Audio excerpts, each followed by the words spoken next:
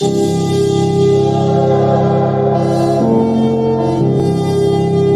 हिंद साथियों, मैं विपुल राम शर्मा एक बार फिर से आप लोगों का स्वागत करता हूं आपके प्यारे से परिवार द एनवाईए में। उम्मीद है बहुत बेहतर तरीके से आप अपनी पढ़ाई में लगे हुए होंगे दोस्तों, क्योंकि इस समय बहुत ही कम बचा है।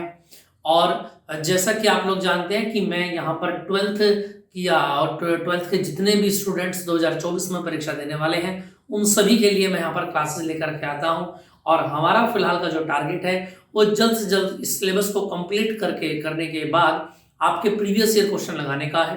ठीक है दोस्तों, चलिए स्टार्ट करते हैं। आगे डे बाय डे के अकॉर्डिंग आप चीजों को लर्न करते रहेंगे, समझते रहेंगे। जो भी आपको डाउट आएगा, डाउट ग्रुप में आप व्हाट्सएप में जुड़ सकते हैं, वहां डिस्कशन हम करते हैं। ठीक, चलिए स्टार्ट करते हैं आगे दोस्तों। तो आज की क्लास की बात करते हैं, क्लास नंबर 130 प्रकाश का परिकिरण और रमन प्रभाव आज हम यहाँ पर पढ़ने वाले हैं। तो दोस्तों बात करें स्कैटरिंग की कि परिकिरण होता क्या है। अगर मैं बात करूं, सबसे पहले पहला पॉइंट हो जाता है हमारा कि स्कैटरिंग ऑफ लाइट, यानी कि प्रकाश का परिकिरण यानी प्रकाश का फैलना, इसी को हम प्रकाश का परिकिरण कहते हैं। जैसे मैं लास्ट बार बात करूं दोस्तों, देखना जरा, जो बैंगनी रंग था वो सबसे नीचे था, है ना, और लाल रंग सबसे ऊपर था। तो अगर मैं बोलूं सबसे कम विचलन किसका था, लाल रंग का, है ना, और सबसे ज्यादा विचलन किसका था, अगर यहां से बात करूं मैं, तो बैंगनी रंग का। इसका कारण भी मैंने आपको बता दिया था, क्योंकि इसके लिए n ज्यादा होता है और इसके लिए n कम होता है, ये मैंने आपको बता दिया था। ठीक है, क्लियर है।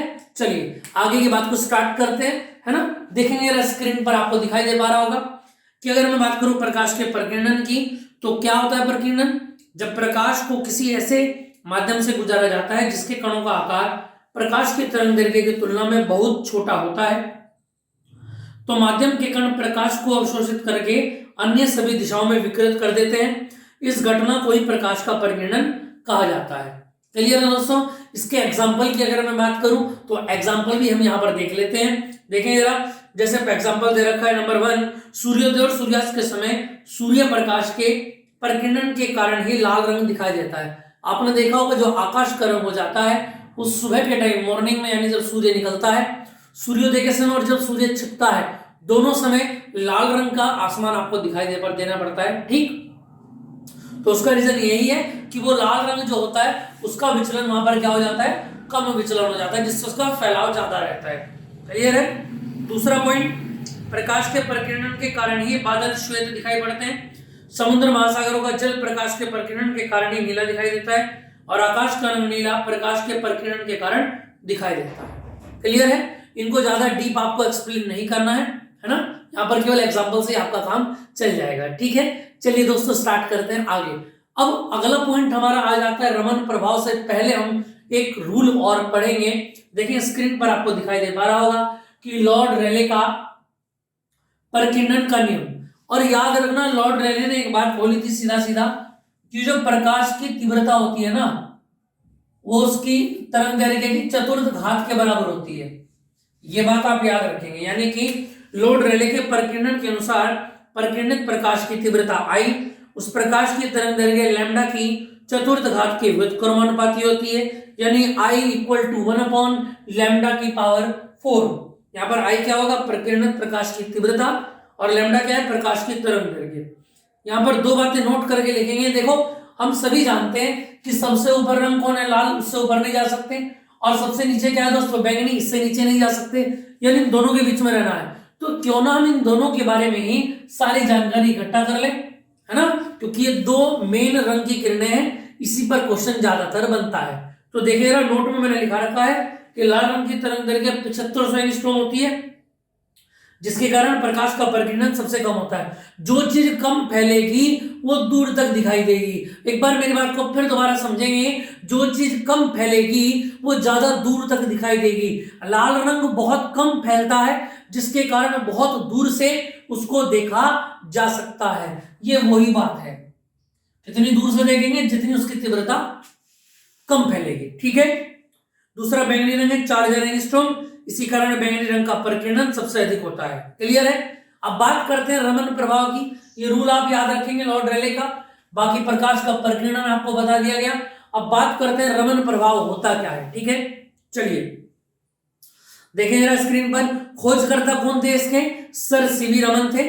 ठीक है, और याद रखना इनको नोबेल पुरस्कार भी दिया गया था इसी के ऊपर। ठीक है, खोज की थी कब? 28 फरवरी 1928 में। रमन प्रभाव के कारण ही सर सीवी रमन जी को नोबेल पुरस्कार 1930 में मिला था।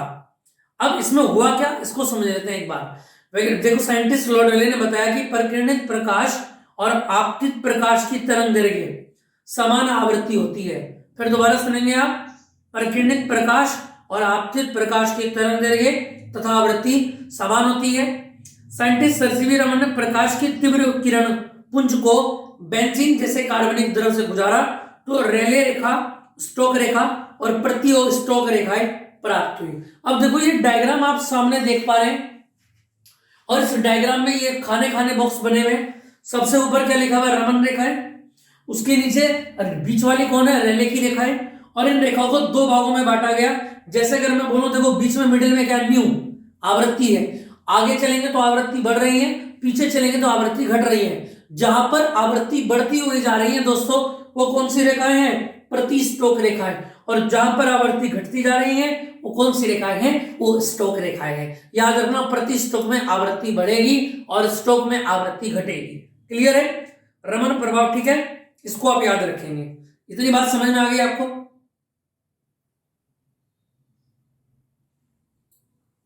चलिए अब रेले के बारे में थोड़ा सा और पढ़ लेते हैं। देखिए जरा रेले ने क्या बताया हमको।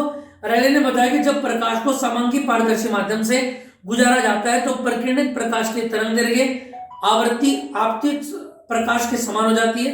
ठीक है, सर सीवी रमन ने बेंजीन जैसे कार्बनिक द्रव पर प्रकाश के तीव्र किरण पुंज से गुजारा तो प्रकीर्णित प्रकाश में आपतित प्रकाश की आवृत्ति की रेखाएं प्राप्त होती हैं जिन्हें रेले की रेखाएं कहते हैं। ये आप कंफर्म हो गई बातें, जिसमें प्रति स्टोक और स्टोक आ जाती है। प्रति स्टोक जिसमें आवृत्ति इंक्रीज हो जाती है और स्टोक रेखाएं जिनमें आवृत्ति डिक्रीज हो जाती है। ठीक है, इनके अतिरिक्त प्रकीर्णित प्रकाश में आपतित प्रकाश की आवृत्ति कम से कम रेखाएं भी प्राप्त होती हैं जिन्हें स्टोक रेखाएं। इनके अतिरिक्त प्रकीर्णित प्रकाश में आपतित प्रकाश की आवृत्ति से अधिक आवृत्ति की रेखाएं प्राप्त होती हैं जिन्हें प्रति स्टोक रेखाएं कहते हैं। इन सभी रेखाओं को रमन रेखाएं कहते हैं। इस स्पेक्ट्रम को रमन स्पेक्ट्रम तथा इन प्रभाव को रमन प्रभाव कहते हैं। डायग्राम आपने देख लिया होगा दोस्तों, रमन रेखाएं और रेले की रेखाएं। उसके बाद ये अपने अलग अलग पार्ट्स में डिवाइड हो गया है। आगे की रेखाएं प्रति स्टोक, पीछे की रेखाएं स्टोक रेखाएं। तो आज की क्लास में दोस्तों मैंने आपको बताया कि प्रकीर्णित प्रकाश क्या होता है, उसके एग्जाम्पल क्या होते हैं। जैसे कि सूर्यास्त और सूर्योदय के समय जो आकाश हो जाए वो लाल रंग का दिखाई देता है। दूसरा पॉइंट मैंने आपको बताया कि लॉर्ड रेले ने क्या बताया। लॉर्ड रेले ने यह बताया कि आपतित प्रकाश की जो तीव्रता है आई वो उसकी तरंग दैर्घ्य की चतुर्थ घात के व्युत्क्रमानुपाती होगा, यानी आई बराबर 1/λ⁴। लाल रंग का अपवर्तनांक कम होता है जिससे विचलन भी कम रहता है और बैंगनी रंग का अपवर्तनांक ज्यादा होता है जिससे विचलन भी ज्यादा हो जाता है। फिर एक पॉइंट याद रखेंगे, जो कम फैलेगा जिसका प्रकीर्णन कम होगा वो दूर तक दिखाई देगा। फिर मेरी बात को रिपीट करेंगे आप, बोल करके जितना रिपीट करेंगे उतनी चीजें आपको याद होंगी दोस्तों। जितना कम फैलेगा उतना दूर तक दिखाई देगा, जितना ज्यादा फैलेगा उतना दूर से कम दिखाई देगा। इस बात को आप याद रखेंगे। ठीक है, तो लाल रंग मैंने आपको बताया था एम्बुलेंस के ऊपर भी रहता है, खतरे का निशान भी होता है, एरोप्लेन के नीचे भी होता है। तो लाल रंग ऐसा रंग है जो बहुत दूर से भी आपको दिख जाएगा। देखो हवाई जहाज कितनी ऊपर उड़ता है लेकिन फिर भी आपको लाल बत्ती से नजर आ जाता है कि हाँ भाई एरोप्लेन यहां से जा रहा है। क्लियर है? चलिए उसके बाद मैंने आपको रमन प्रभाव बताया जिसमें आवृत्ति और प्रकाश की जो आपतित प्रकाश की आवृत्ति है वो एक समान बताई गई है और उनकी जो प्रति स्टोक रेखा है उसके अंदर सम्मिलित होती है। ठीक है दोस्तों, चलिए तो दोस्तों फिर मिलते हैं नेक्स्ट क्लास में। इन सभी क्लासेस की पीडीएफ आपको व्हाट्सएप ग्रुप और टेलीग्राम द NYA पर मिल जाएंगी, वहां से आप पीडीएफ ले सकते हैं। ठीक है, और उम्मीद और बेहतर तरीके से आप इन चीजों को पढ़ सकते हैं। तब तक के लिए दोस्तों नमस्कार, जय हिंद। और अपनी माता पिता की सेवा करते रहिए और अपने टारगेट को 90+ को अपने दिमाग में 24 घंटे रखिए। जय हिंद।